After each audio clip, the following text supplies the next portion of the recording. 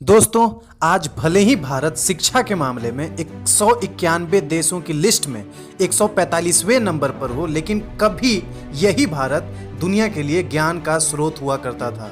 आज सैकड़ों छात्रों पर केवल एक अध्यापक उपलब्ध होते हैं। वहीं हजारों वर्ष पहले इस विश्वविद्यालय के वैभव के दिनों में इसमें 10,000 से अधिक छात्र और 2,000 शिक्षक शामिल थे, यानी कि केवल 5 छात्रों पर एक अध्यापक। नालंदा में 8 अलग अलग परिसर और 10 मंदिर थे। साथ ही कई अन्य मेडिटेशन हॉल और क्लासरूम भी थे। यहाँ एक पुस्तकालय 9 मंजिला इमारत में स्थित था, जिसमें 90 लाख पांडुलिपियों सहित लाखों किताबें रखी हुई थी। यूनिवर्सिटी में सिर्फ भारत ही नहीं, बल्कि कोरिया, जापान, चीन, तिब्बत, इंडोनेशिया, ईरान, ग्रीस, मंगोलिया समेत कई दूसरे देशों के स्टूडेंट भी पढ़ाई करने के लिए आते थे। और सबसे हैरान करने वाली बात यह है कि उस दौर में यहाँ literature, astrology, psychology, law, astronomy, science, warfare, इतिहास, मैथ्स, आर्किटेक्चर, भाषा विज्ञान, इकोनॉमिक्स, मेडिसिन समेत कई विषय पढ़ाए जाते थे। इसका पूरा परिसर एक विशाल दीवार से घिरा हुआ था, जिसमें प्रवेश के लिए एक मुख्य द्वार था। उत्तर से दक्षिण की ओर मठों की कतार थी। केंद्रीय विद्यालय में 7 बड़े कक्ष थे और इसके अलावा 300 अन्य कमरे भी थे। इसमें व्याख्यान हुआ करते थे। मठ एक से अधिक मंजिल के होते थे। प्रत्येक मठ के आंगन में एक कुआं बना था।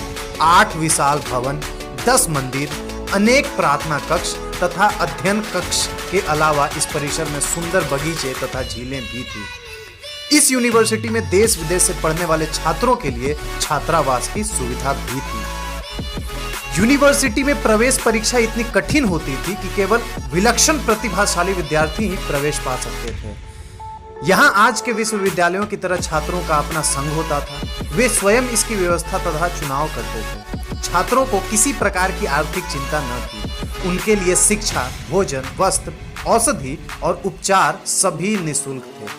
राज्य की ओर से विश्वविद्यालय को 200 गांव दान में मिले थे, जिनसे प्राप्त आय और अनाज से उस विश्वविद्यालय का खर्च चलता था। लगभग 800 सालों तक अस्तित्व में रहने के बाद इस विश्वविद्यालय को भूखे नंगे, असभ्य आदमखोरों की नजर लग गई। 1193 में नालंदा विश्वविद्यालय को बख्तियार खिलजी के अधीन तुर्क मुस्लिम आक्रमणकारियों द्वारा बर्बाद कर दिया गया।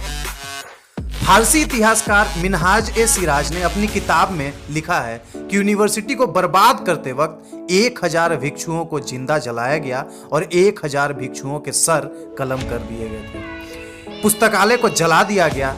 तत्कालीन इतिहासकारों ने लिखा है कि पुस्तकालय में किताबें लगभग 6 महीने तक जलती रहीं।